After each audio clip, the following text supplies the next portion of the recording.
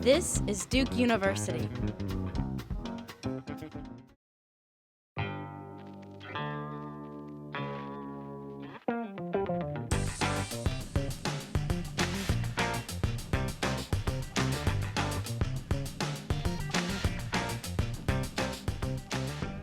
We all see cases of cheating all around us. Every time you open the newspaper, the television, the radio, we hear cases like this. And the question is, what does the fact that you hear news about somebody cheating, what does it do to your own tendency to cheat or not to cheat?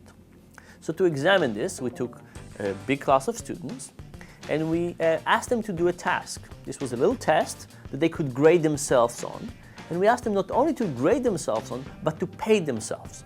We gave them an envelope with $10. We said, when you finish grading yourself, pay yourself 50 cents for every question you solve correctly, and the money you don't make, leave on your seat and go away. This was the experiment, and maybe unsurprisingly, people cheated. But to examine the question of what happens when we hear the news or know about somebody else who cheated, in some conditions we hired an acting student. That acting student stood up as the experiment started and said, I solved everything. Clearly they were cheating, there was no other question, and left the room with all the money.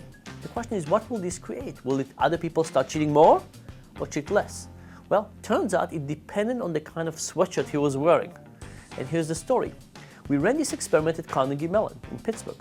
If the student had a sweatshirt that made him look like a student at Carnegie Mellon, he basically created social justification for cheating, and everybody cheated more.